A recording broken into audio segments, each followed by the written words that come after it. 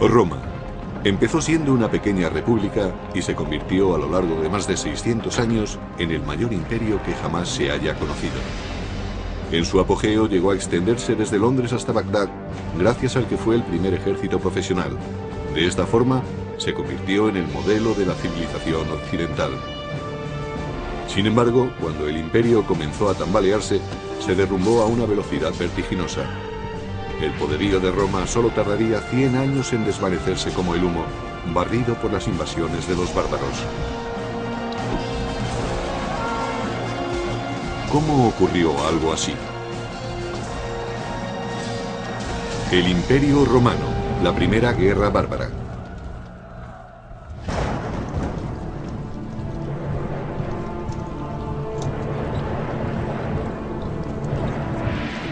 Estamos a finales del siglo II a.C., 100 años antes de la crucifixión de Jesús, una década antes del nacimiento de Julio César. Roma se enfrenta a una transición que cambiará su destino para siempre. Se avecinan tiempos de conquista. Roma había estado expandiéndose con éxito por tierras extranjeras durante alrededor de 150 años. Había derrotado a Cartago en África, su gran enemigo mediterráneo, y empezaba a extenderse por el norte hasta España, aunque estas conquistas resultaron difíciles de mantener.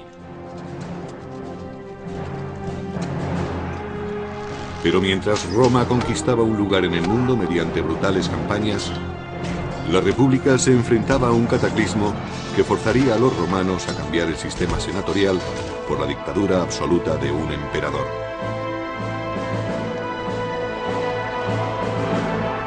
Todo empezó con la primera guerra con los bárbaros. En el año 113 a.C., Roma era dueña absoluta del Mediterráneo, pero junto con los territorios conquistados aparecieron nuevos enemigos. Los romanos sabían que había otras gentes más allá, especialmente al norte, y que eran incluso más temibles que los ejércitos que habían derrotado anteriormente. Les preocupaba que aquellas gentes invadieran Roma. Más allá de las fronteras romanas, los soldados se enfrentaban a una clase desconocida de guerreros. Los llamaban bárbaros, una palabra que significaba extranjero y rudo.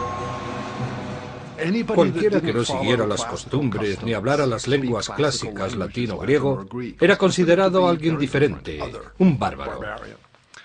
Para los romanos estas gentes eran inferiores porque eran mucho menos civilizados que ellos. Solo la escarpada cordillera de los Alpes mantenía a raya a los bárbaros del norte. Desde el punto de vista de los romanos, la cordillera de los Alpes al norte de Italia era la barrera que los mantenía separados de las invasiones. Pero los romanos no controlaban aquella barrera.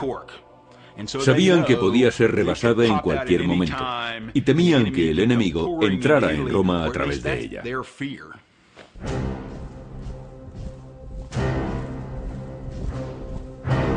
El ejército de Roma hacía guardia contra la amenaza de los bárbaros. Este ejército era una milicia de voluntarios orgullosa de su disciplina, de su entrenamiento y de sus armas. Los soldados romanos de a pie llevaban armadura de metal y cuero, un casco y algo para proteger el pecho. En conjunto, la armadura pesaría entre 25 y 30 kilos, la mitad de su peso corporal. El peso de las conquistas de Roma descansaba sobre los hombros de guerreros endurecidos en combate. Pero en la capital, eran los miembros del gobierno los que recolectaban los beneficios. Roma todavía no era un imperio, sino una república dirigida por el Senado. En la cima política había 2 cónsules electos.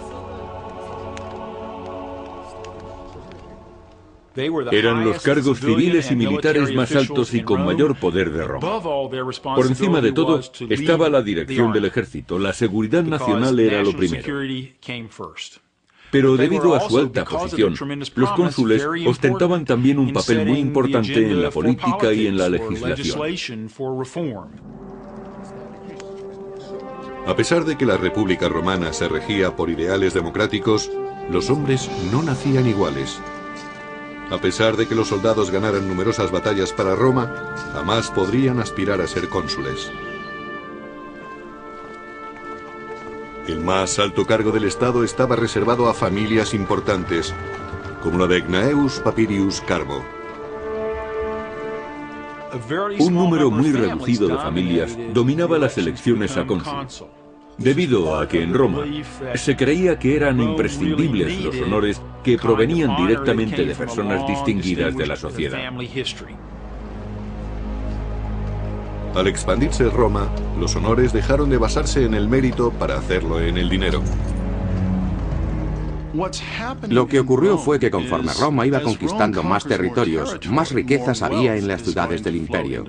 Y las riquezas ligadas al poder corrompían a ciudadanos y aristócratas por igual. Según se conseguía más poder con las riquezas, más atractivas eran estas para la sociedad romana y más peso tenían en la política. Gracias a su fortuna, Carbo pudo comprarse el puesto de cónsul. El sistema electoral en Roma, a finales de la República, era extremadamente corrupto. Había personas que otorgaban toda clase de prebendas, hacían regalos o simplemente pagaban para conseguir votos. Pero al norte de Europa, una peligrosa tribu desconocida hasta entonces, la de los cimbrios, avanzaba desde sus poblados hacia territorio romano. Sin ningún atisbo de civilización, los cimbrios infundían terror, según relata el antiguo historiador y biógrafo Plutarco. Se creía que eran tribus germánicas, debido a su gran estatura y al color azul claro de los ojos. Además, su nombre, cimbrios, es el término germánico para saqueadores. Conducidas por un gran líder, Boirix, sus hordas dejaban un rastro de destrucción allá por donde pasaban. Eran gentes características de la Edad de Hierro. Todavía hoy no se sabe exactamente qué es lo que buscaban. Quizá quisieran apoderarse de provincias que se habían hecho ricas comerciando con Roma. Es posible que solo buscaran la fortuna de las tierras próximas al Mediterráneo.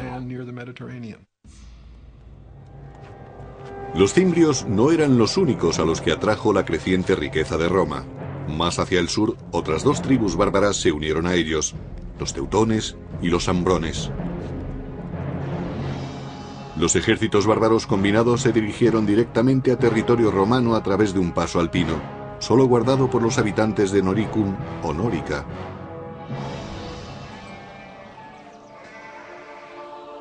Aunque Nórica no era territorio romano, su proximidad hacía que su gente estuviera fuertemente ligada a la República Romana. Nórica era una región situada en el territorio que ocupa la Austria moderna. Los romanos llamaban a sus habitantes Norici debido al nombre de la región, Noricum. Los Norici controlaban los pasos alpinos. Los romanos comerciaban también con los Noirici, pues tenían fama por su habilidad en el trabajo de los metales preciosos y del hierro. La riqueza de los Norici se basaba fundamentalmente en materias primas